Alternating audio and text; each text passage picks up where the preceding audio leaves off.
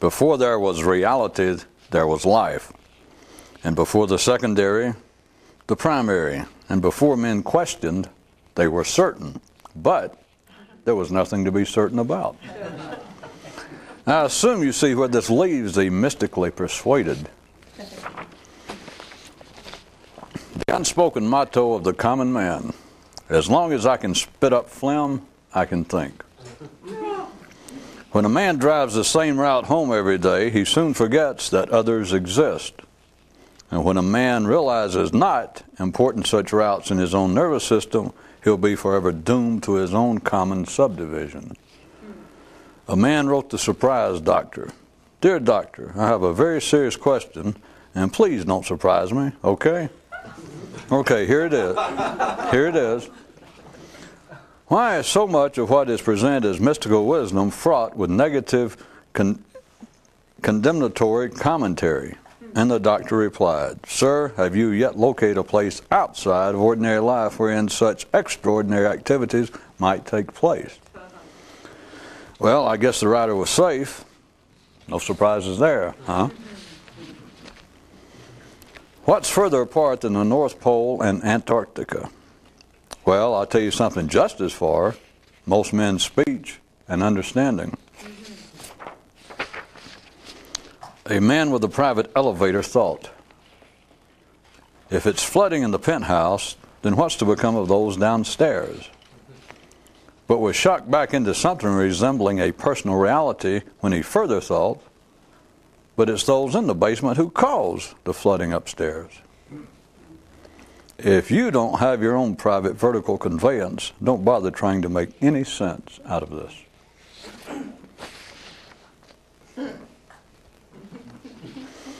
Men rely on history, same as sheep do genetics. Okay, so you caught me. They both do the same. It's just that men aren't yet smart enough to know it. On a 3D planet, it's almost impossible to have any futuristic activity without it appearing to be mysterious. And in fact, on such worlds, creatures interested in such are loath to pursue one that does not seem so.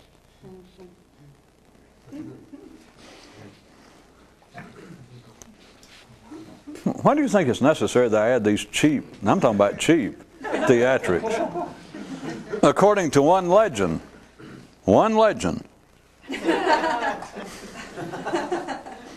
there have been mystical schools which, to try and compensate for this, so now you already forgot what this is. On a 3D planet, it's almost impossible to have any futuristic activity without it appearing to be mysterious. And in fact, on such worlds, creatures interested in such are loath to pursue one that does not seem so. According to one legend, there have been mystical schools which, to try and compensate for this, would accept only those old enough to have already been quite nicely and sufficiently disappointed and worn out by life so as to...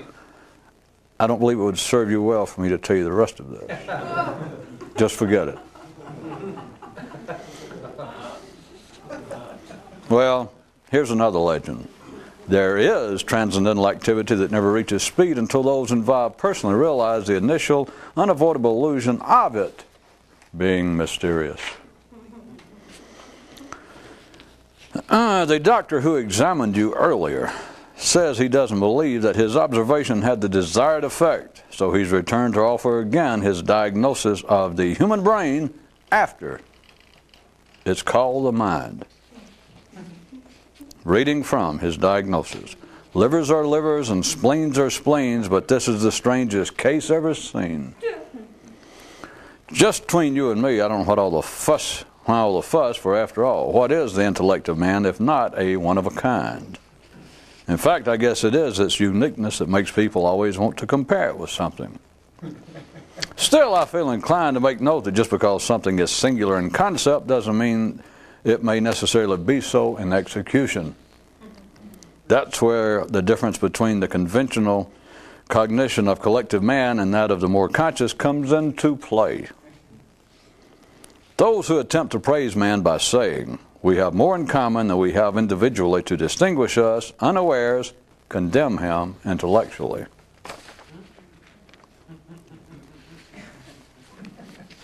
Sometimes when trains go around a curve real fast, or maybe kids playing whip, you remember for the last one to get around, you have to wait a second.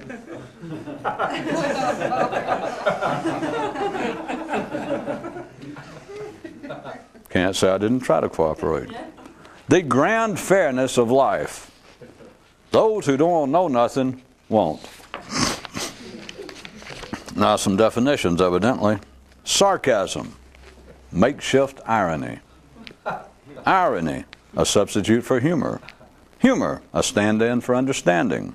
Understanding, half the title of a 70s hit by Al Green.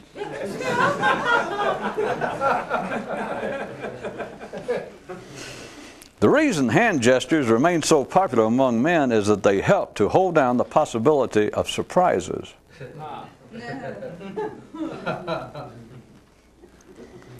We now return to playing songs only from the top 40 so that everyone will know what's going on. The normal thinking of ordinary man produces reality from life. Noise from silence, local from universal, you from me, you from you, and reality from life. Being more alert was at one time thought to reverse this process, but what it actually does is to send it into hyper-reality via heightened perception. Life on jungle earth. The simple run with jackals, the more complex soar with eagles. It's safer on the ground, but more fun in the air. After being some years in meta-gnostic therapy, one man says he now uses terms relative to the filming of a construction project as regards the routine operations of his own mind. To wit, quoting, "It's like repeated replays of a building not being completed on time."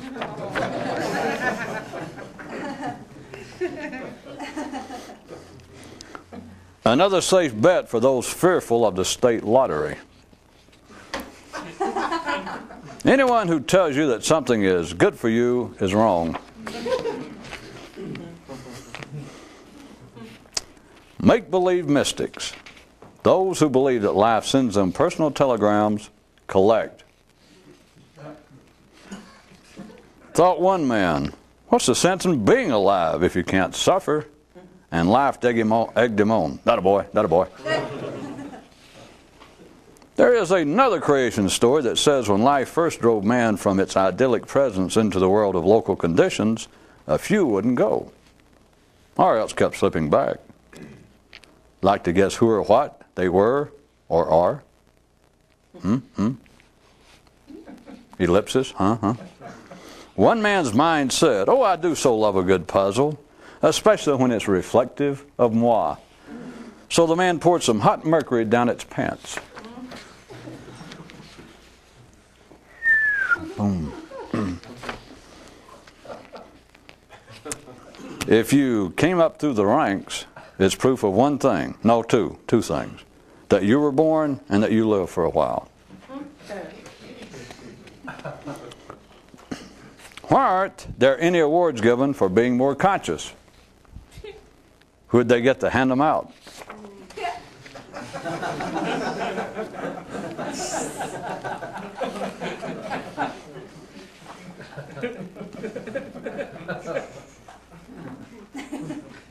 Sheep can't think, which is why they gather in flocks so as to appear to do so.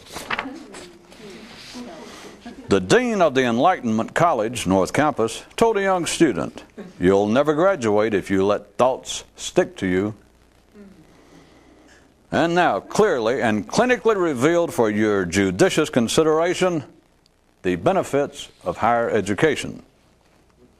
The benefits of higher education, if indeed such exist, is that it is higher than the rest. What else? And now this brief abstract from our recent topography seminar. Spatial direction is of consequence only in the human nervous system. One man bought a dental anesthesia that claimed to kill pain on contact and rubbed it on his head.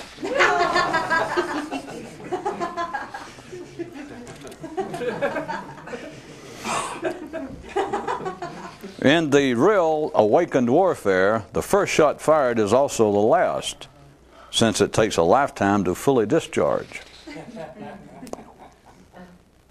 The promo man told the disc jockey, if you like songs about standing around waiting and standing around crying, you're going to love local reality.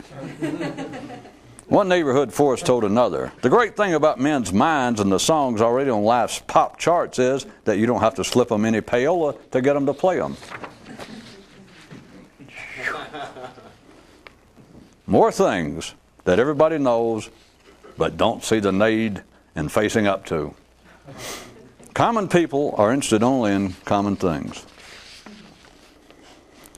Looking at the tomes about him, so mused one chap. All in my possession are cookbooks on how to prepare human brains. And me, a vacuous-headed vegetarian at that. And a leather-brown copy of Euclid's Memoirs says, at what? As he hurtled down the empty elevator shaft, he asked the man beside him, likewise plummeting, didn't you used to write Sufi fortune cookies? And onward they soared.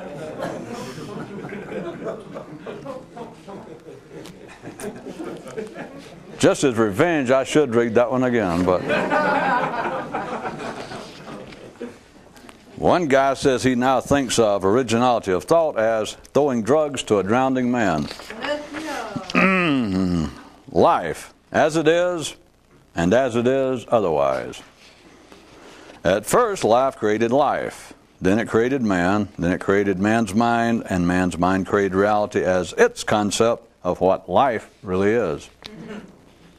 When a man's consciousness and understanding expands, it does so in every possible way, with no considerations of time, space, or direction. Thus is his conception of reality redefined, now with no constricting definitions. If those who know can't tell, and those who tell don't know, then what operational distinction can there be between the informative and the entertaining? Well, none, of course, but only those who know can properly absorb this abruptness.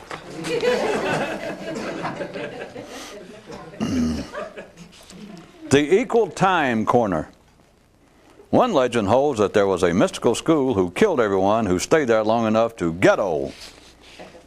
There is the belief around some garages that used oil is superior to new. And there is the certainty among the special rocket jockeys that oil equals hormones equals illusionary wisdom. I don't think the whip can go fast enough in most people's heads to get through with that one during one recess period. But how to tell where a train's going? Well, there are two ways. First, you can look at the tracks, and second, you can examine how the various cars are connected together. Of course, as always, for those of greater expectations and vistas, there is a method of bombing and blowing up whatever it is we're talking about.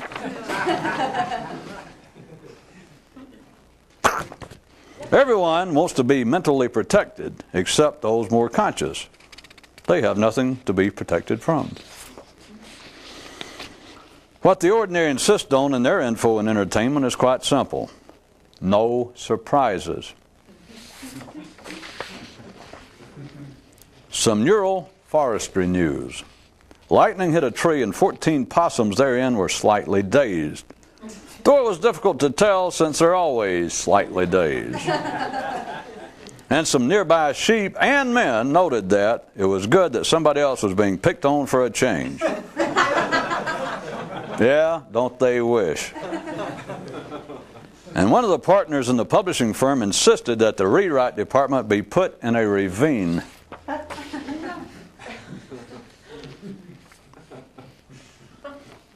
A mystic's home gardening tip. When it comes to ideas, grow your own.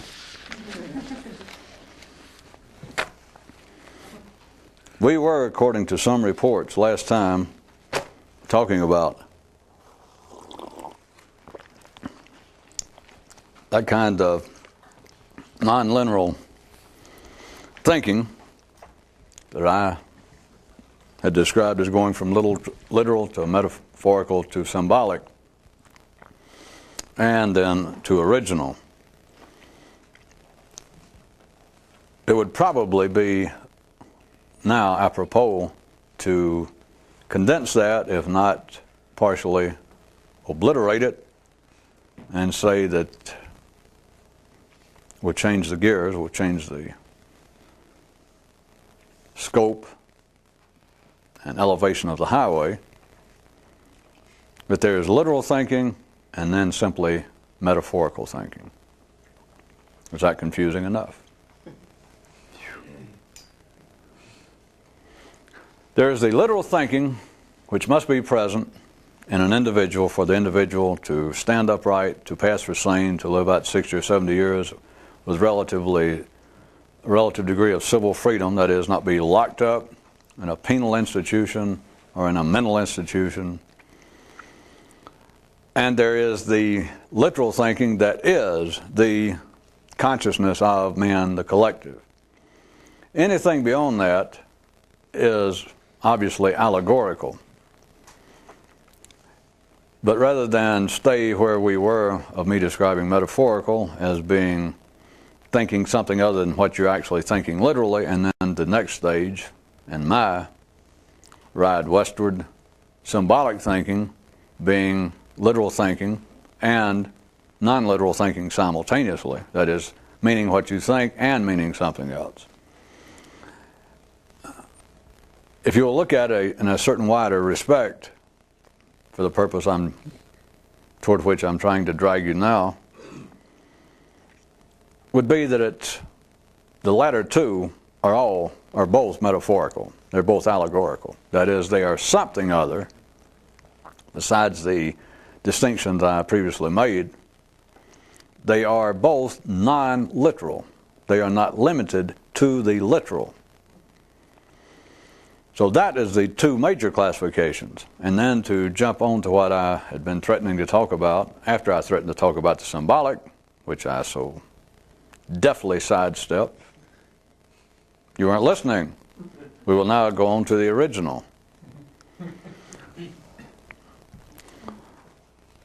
All of the many stories, all the many descriptions of awakening one's consciousness to a higher level, the descriptions of an enlightenment, of being mentally blown away to some new land of thought, the idea of becoming as gods, the idea of entering into the kingdom of God, the idea of being a conscious part of the tree of life, and every other one we could think of. All of those descriptions, normally carrying a public connotation and translation of there in some way in the mainstream being spiritual, if in fact they exist.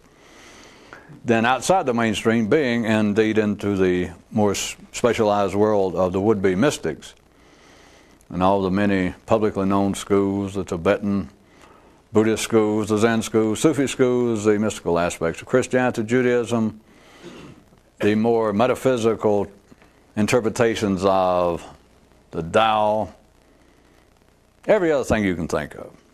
All forms of mythology, Norse, Greek, African. All of that has to do with individuals, by their accounts, either through fable, myth, legend, or presented as outright fact, of individuals undergoing some transformation, that something extraordinary happened. It is described in the public realm in every possible way except it being a mental process. They are loath, as you might note by now, to even mention it. And it's not because, as some smartass has suggested, that, wait a minute, 500 years ago they didn't know men had minds. Now it was crude. It's crude for you to say that. Based on that reaction, I'm not so sure that man was wrong. But, well... No, I'm sure that you were giving that deep consideration. Well, that sudden quiet swept the room. I was trying to think, you mean man's only had a mind for the last 500 years? Well, there's a test in there, people. If you stop and consider, is that possibly true? The answer is, shall we say, right before you. For those of you who did not like the man who the man's mind who said it enjoyed a darn good quiz, especially when it was reflective of itself. And so the man poured hot mercury down its pants. All of the descriptions get to man's mind. That is what they are. There is no such thing. Rather than play with words, I've been just using the common ones. There's no enlightenment. There is no awakening of consciousness. There is no rebirth of any sort outside of man's mind. That is the beginning and that is the end of it.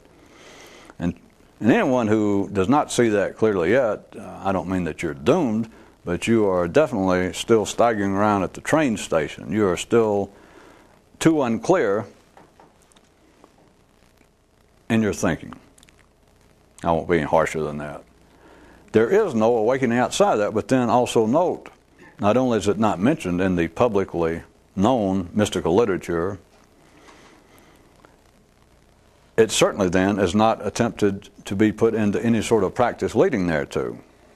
All of the practices, all the rituals of every known religion, all the shamanic activities on lesser bases, more local basis, all of the specifically proclaimed mystical disciplines themselves do everything. They skate around almost everything possible.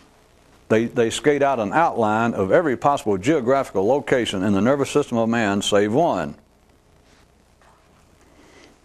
I mean, they skate around areas. They obviously skate around the body. Many of them skate around the sex organ specifically.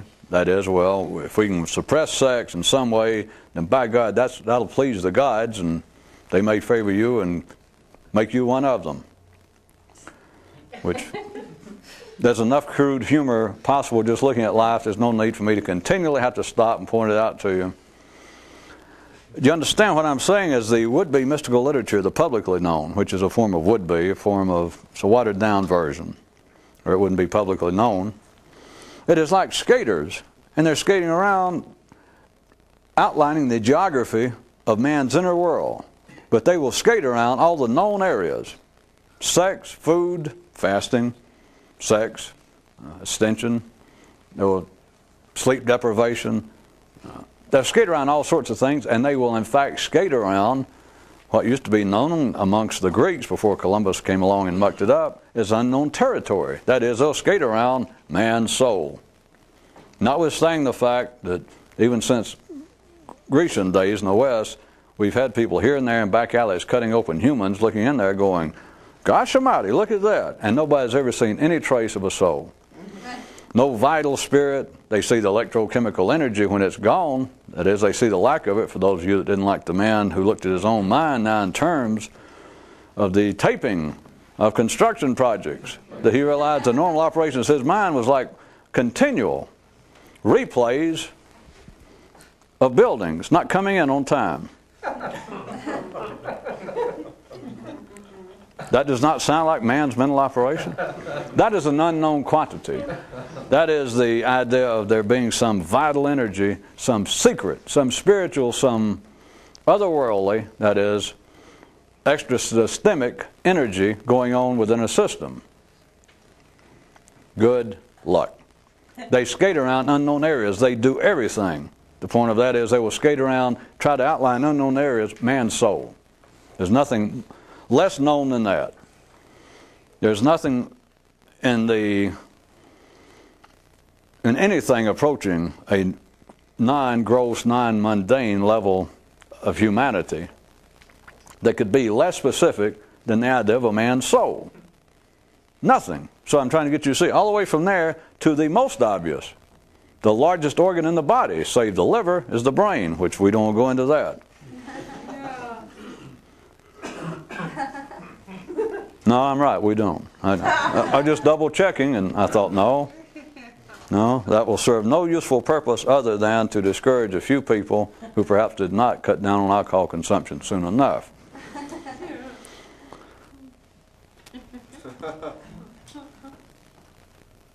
The idea is outlined, and the normal forms of metaphysics will skate around, try to outline, try to refer to as non-existent, as non-specific, as nebulous a concept as a soul, whereas no one can begin to describe it. But notice, it is not through some stupidity on the part of would-be mystics or upon those spiritual. It is life again. Life again. Dancing such a dance that the grace therein you can't even see. You mistake it for all sorts of stumbling and bumbling, but it is a grace that is bedazzling. So it has men looking for the idea that, or the few who would have some interest in increasing the tempo of the parade, who might upset the rank and file of ordinary humanity, life, if for no other reason, will set them upon internally, because there's nowhere to look externally. That's another cheap story. We've been through that one of going out looking for the secret. But they will even set those who would apparently be a bit more sophisticated than going off worrying about finding the secret externally. Even those who turn their attention internally and attempt to practice some of these publicly known mystical systems, then turn their attention to areas non-existent, which will keep a man quite busy. I mean, that will take the most, that will take the kind of loosest wound kind of would-be mystic. That'll keep him at least tightly wound enough that he can stumble through life without all of his bandages and wrapping coming off, that he's not worried about, well, I'm going to work on my soul. The fact being that there is no such thing. But if you're going to work on your soul, at least it keeps you from doing something that might do you damage, like work on your liver or your mind, your brain. As long as people are sitting around and you say, well, why is it I hear that you don't have sex anymore. Yes, I gave it up for the sake of my soul. I hear that you quit eating meat. Yes, for the sake of my soul. I hear you quit eating rutabagas. Yes, for the sake of whatever it is. You go, well, I'm working on trying to expand my spiritual self, my soul, when there is no such thing. Back to, there is no specific known literature, mystical, spiritual, certainly no known disciplines to work directly on this. Why? Because it might work. That's the simple answer.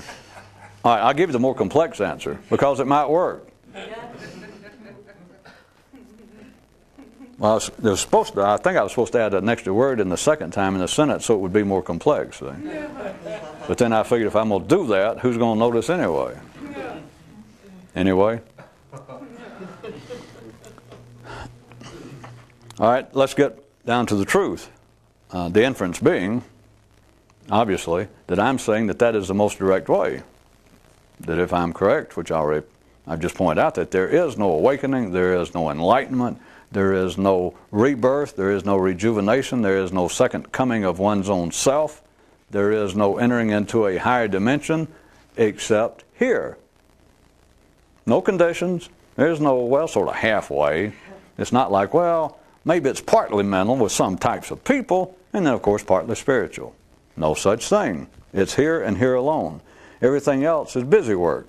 Everything else is distraction. Everything else, the justice prevailing, those involved may find it pleasurable. They certainly find it sociable.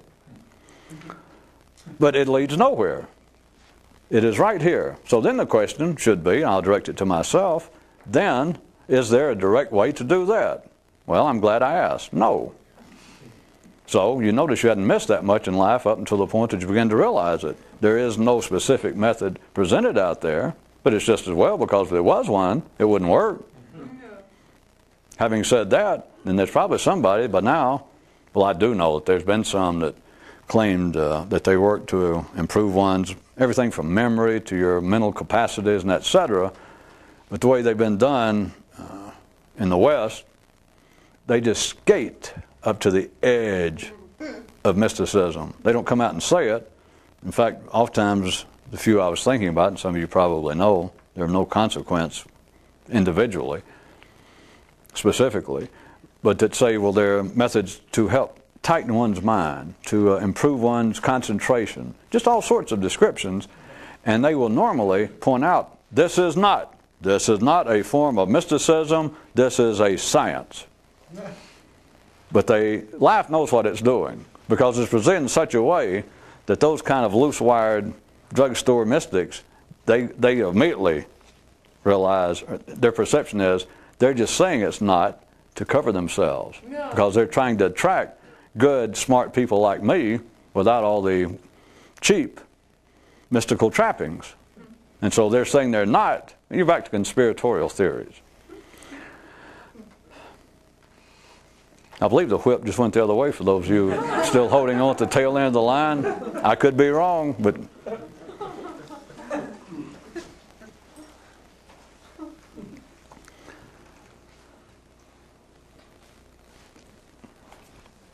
Well, let me make it real simple when I said, let's get more truthful. All of the things that are normally attempted, from fasting, meditation,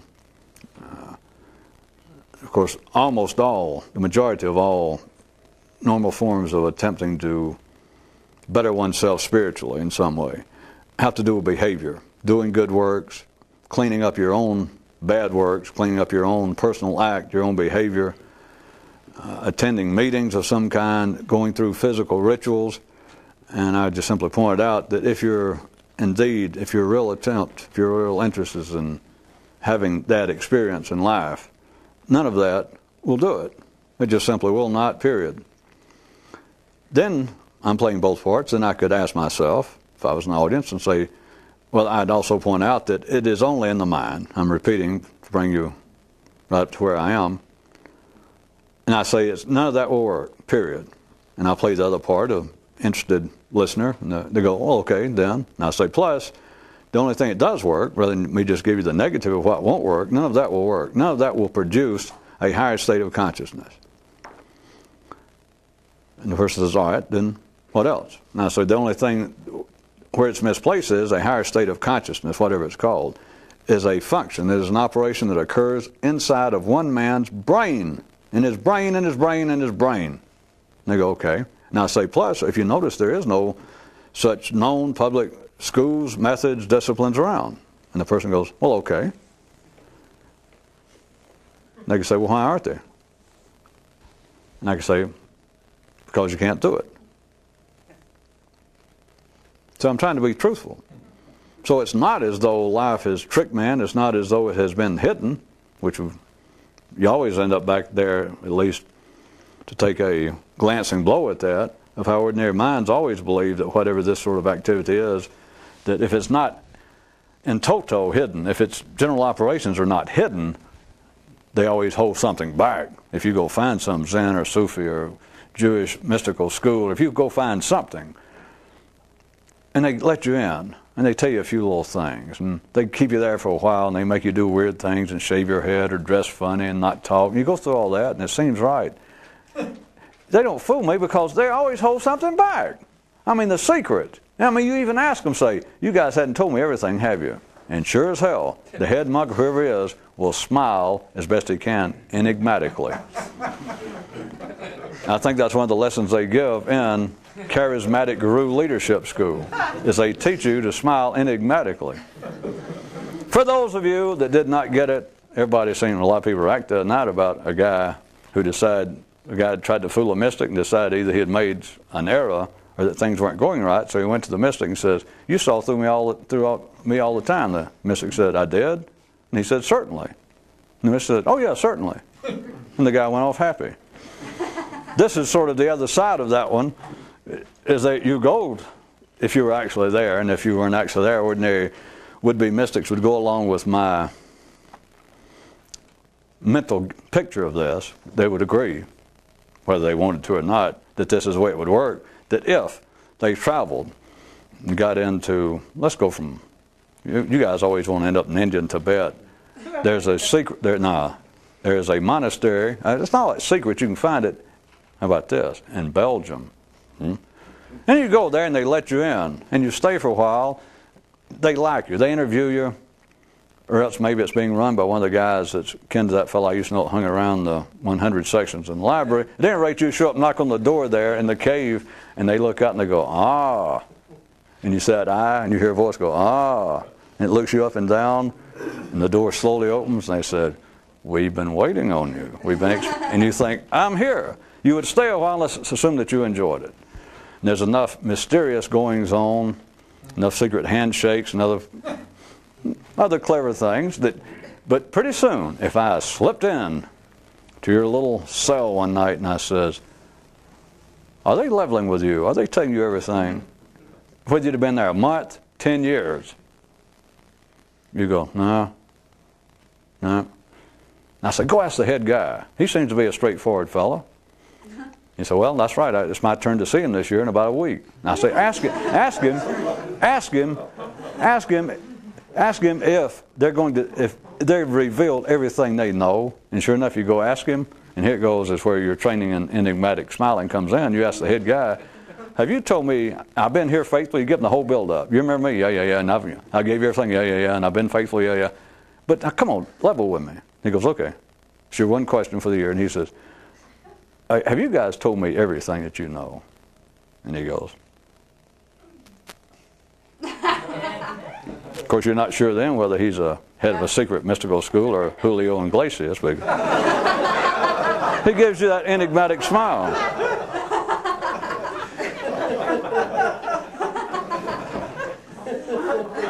That's something else to think about. It's enough that we drug Al Green into this conversation. You do understand, beyond the apparent humor, which is not funny, but it's okay. I'm used to it. There is the belief, whether that actually happened between you and a guru, you and some mystical school. If I told people that who are interested in such matters, it would ring true in their mind.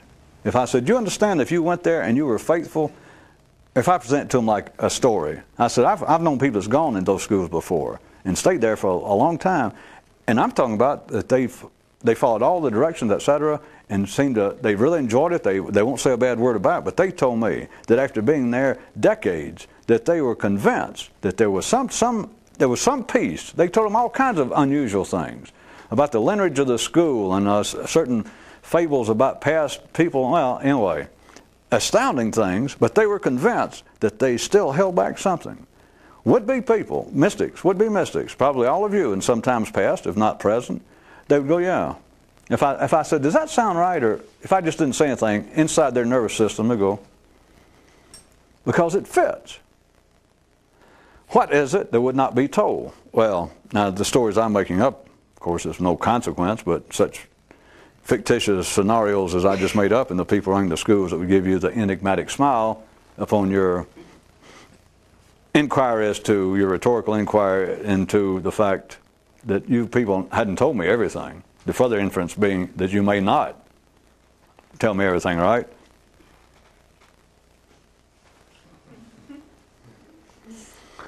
It rings true. Then the question is why?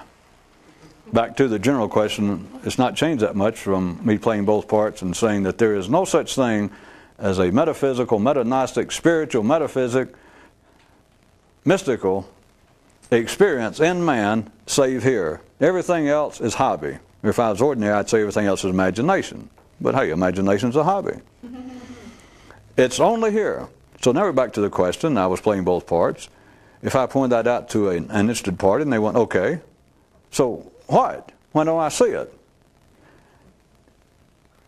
I'm just wanting you to see the connection between that and people's mind would immediately respond positively to the picture of them being actually physically in a mystical school somewhere, a purported mystical school, and may have learned what they consider to be astounding, useful information, and yet if it was pointed out to them, which it wouldn't have to be finally, but if I pointed out, do you feel like that they're not actually telling you everything? Yeah. Do you understand the connection? If you don't, I'm going to press on. There is a purpose. Between people going, yeah, that sounds right. Yeah, that would be true. You just know it's right. That if I got there, if I found the school run by the most awakened, conscious people on this planet, you're right. I got no doubt that if I did everything they said, work with it. Work with me. Well, I was going to stop and refine the words, but hey, you can refried beans, and you remember the guy that changed his name to try and help his own spiritual development from refried mishmash when he was originally named mishmash refried. I can back up and try and refine it a little bit, but here we go. Sometimes making those aside pseudo explanations especially those explanations as to why no further explanation is forthcoming. Have you noticed how many people will get off the train for a paper or to smoke a cigarette? I guess some people get kind of train sick from going around those sharp curves. There is a connection. You ever seen a train do the whip? Have you ever wanted to be on a train doing the whip and you in the caboose? Sure you have. Okay. As long as you agree.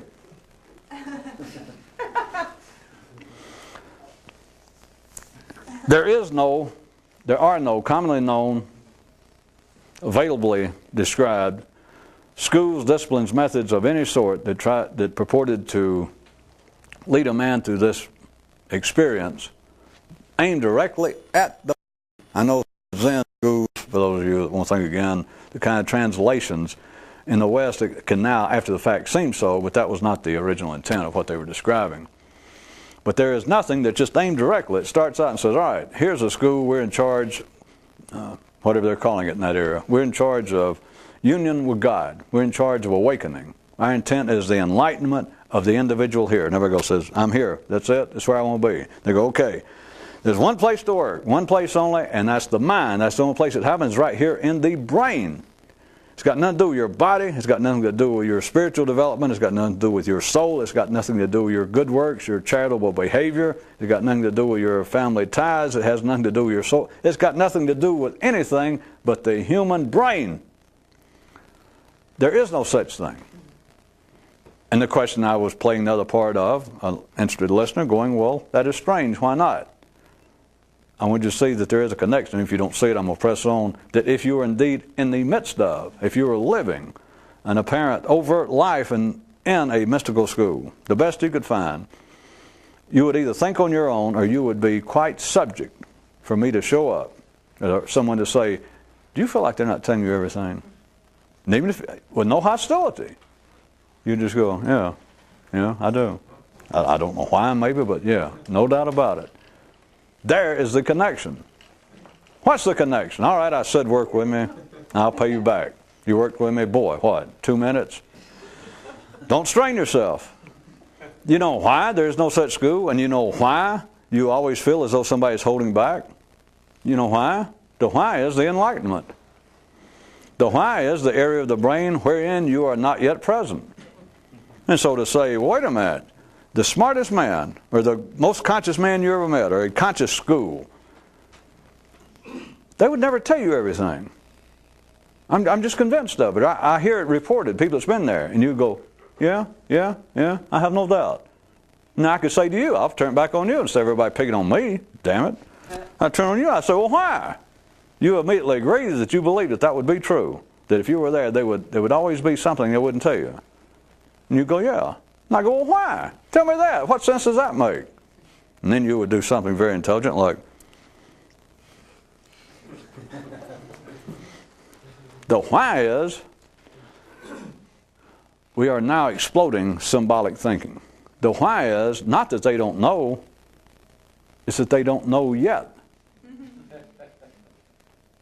The inability to see that enlightenment is a function of the human brain, that the experience has always been solely limited to the human brain, and the inability for it to be described as such is the fact that where the enlightenment is possible, the potential has not become one, the potential has not yet become executed in you.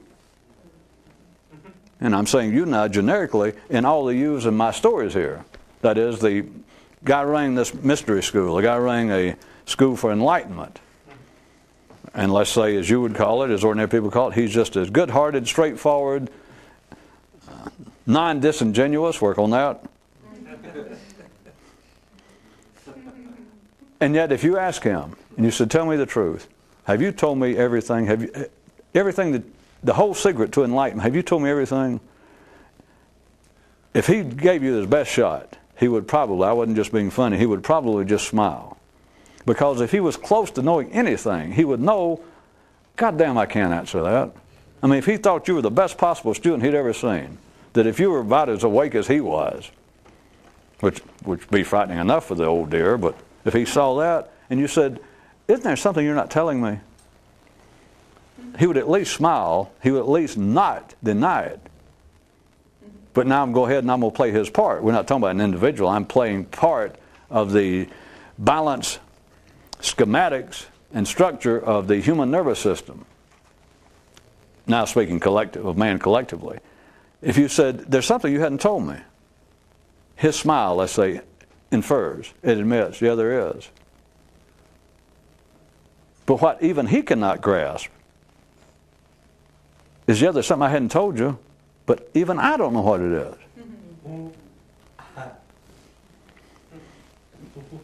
That's it. There's the difficulty of getting on a train. No? Would you like to repeat? Would you like to clarify that? Do I look like a man engaged in the dairy profession? All right. It's very hard to get on someone else's train. Nah, wait a minute. See, you made me go back to the original. It's very hard. Did someone think that they heard a distinction in there?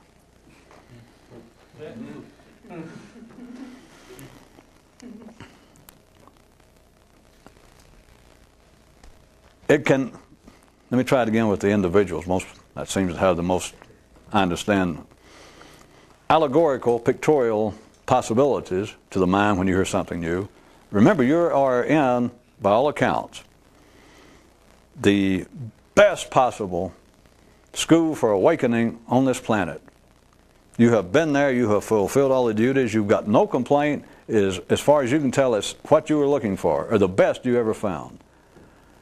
And yet, if it was pointed out, if it's somebody that came to your attention, they haven't told you everything. And you even approached the head guy, who, as far as you could tell, was the closest thing to a Buddha or Jesus or Moses reincarnated.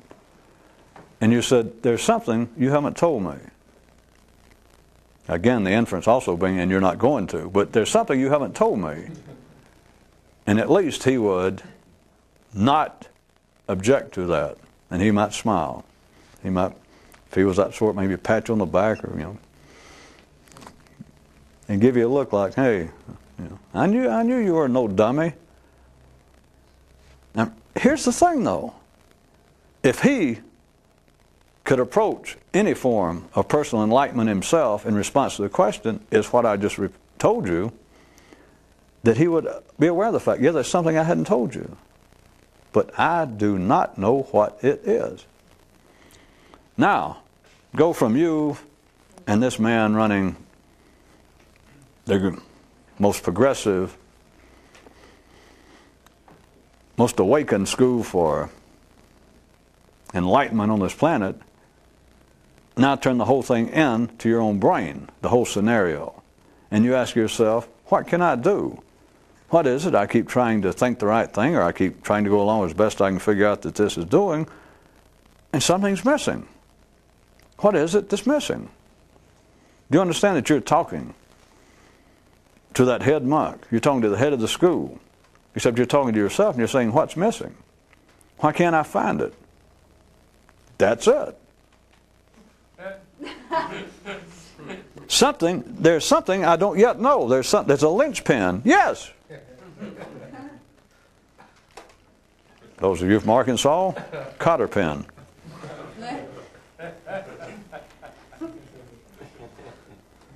It's in the brain. It's in your brain. And you ask yourself, whether you do it physically, whether you do it this literally, it is a continuing feeling that I am at least partially still confused. I am one of the 14 possums in that tree that may have been hit, but I'm partially dazed. But it's difficult to tell once you realize it, because you're always dazed. And you think, yeah, but there's something either the tree or lightning's not telling me. Yeah, but how are they going to know what it is?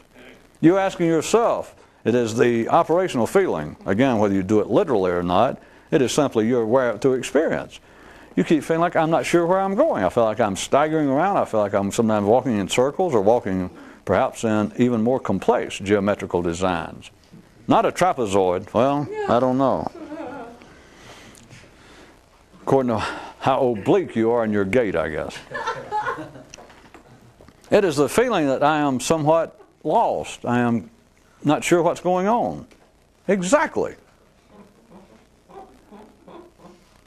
Only those not going anywhere end up, and it's almost inescapable, I admit all this, only those not going anywhere insist on wanting to know, all right, where the hell are we going?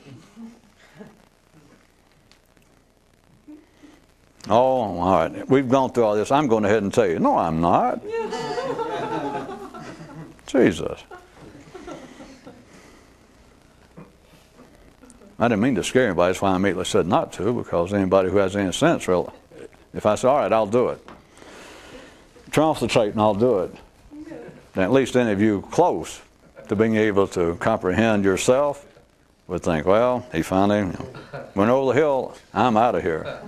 Because if I was going to say, all right, I'm going to tell you, then you know it's all over, at least for me. But then consider with you the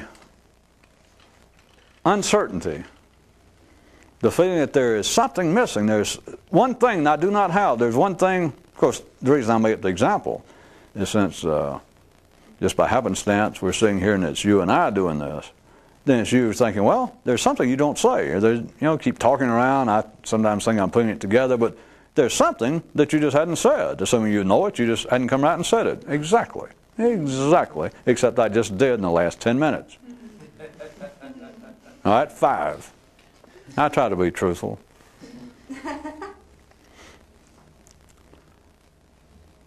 There is something they're not telling me.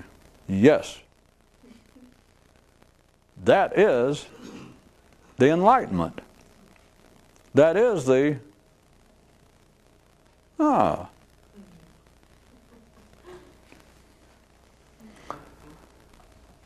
To say that there is no specific way to do it, to work on by working on the mind, by working on the brain, is not exactly true. It's precisely true. It is literally true, but it's not precisely true because, operationally speaking, it's exactly what I do, what we've been doing here. But to say that it's precisely, for me to finally whip out a list, or to say, all right, here it is. Here are the 11 commandments to direct work on one's brain to facilitate the individual awakening of one's consciousness to a state of enlightenment such that you know what the hell's going on. Did you know the secret? So here it is. We'll go ahead and we will codify it for you attorneys or you North Sea fishermen.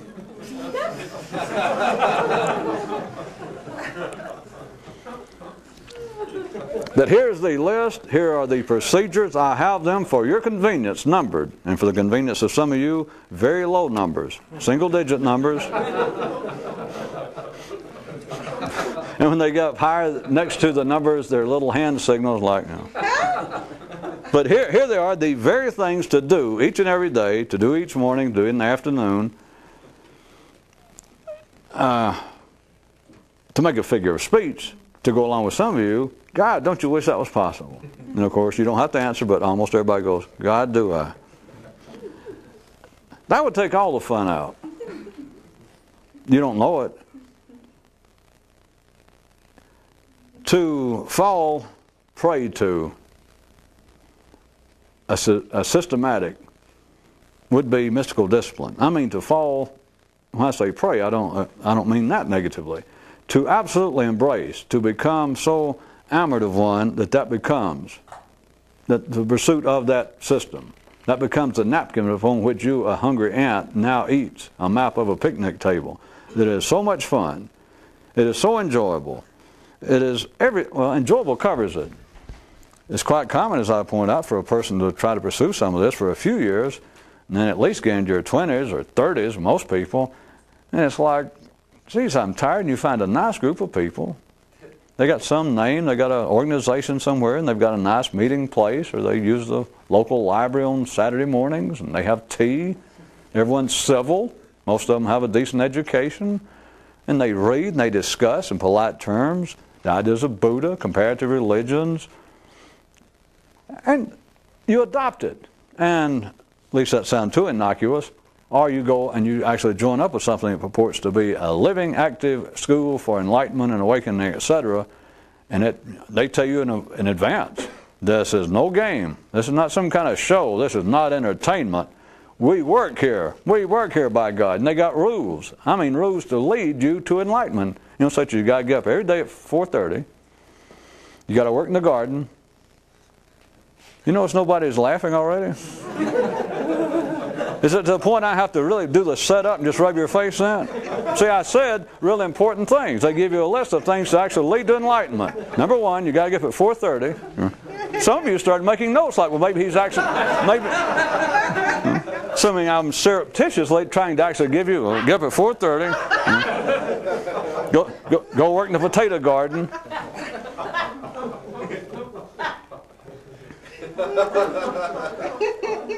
The point is, the very thing that you would think, that everyone thinks to begin with, and for a long time, well, some never escape it, that you think, you're convinced, I must have some system. There must be something to stabilize this. I cannot wander around the rest of my life going, well, I'm a mystic, or I will be. Or maybe someday I'll awaken. Maybe if I keep walking around in circles listening to him, maybe I'll finally just accidentally run into a tree and I go, wham, and I'll go, wait a minute, and I'll be awake, I'll be enlightened.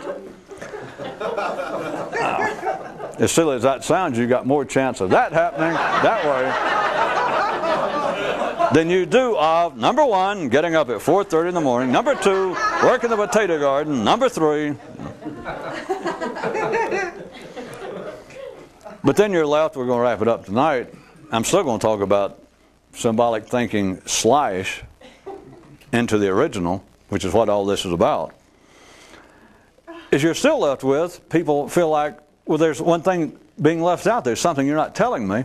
And to leave tonight, I want to refer you back to, for a third time at least, the story of like you asking, if you were in that position of asking who you thought was the most conscious person or whoever's running some mystical organization that you've been involved with and you'd been following the 10 rules, the 20 rules, doing everything. And you said, there's something they're not telling me. And you're convinced of it. And you would be correct. Whether they agree or not, there is something they are not telling me. There's something they're always not telling you. But they do not know what it is. There's something that no one can tell you, including those who say, yes, I am the head of a mystical school, or yes, I am an enlightened, awakened man. Come here, my child, and I'll help you. And you're still convinced, if you retain any of your sanity and stability and personal sanity, you'll think, well, there's something he's not telling me. Yes, but he does not know what it is. Now forget all that, and back to you again. You're asking yourself. I know sometimes you could turn it on me or whatever you were doing yourself and go, well, there's something you're not telling me. Turn it on you. Because I'm telling you, I've already told you. Now I've told you that, I've already told you. But you say, well, there's something you're not telling me. Now turn all that on you. Of course, I could say there's something you're not hearing, but that's the chicken shit way out, as they say in the mystical biz. It's not something you're not hearing. It's something that you can't tell you. What you can't tell you is this place inside of your own monastery, inside of your own brain, is a place where you, individually, if it ever happens, will be enlightened. It will be ignited. That is where you keep looking, going, well, there's something not telling me. Right. That's it. That's it, with a hand gesture, if not a bullet. Showed up the first week on the chart at 57. Within 2 weeks, it was number 6. With a bullet.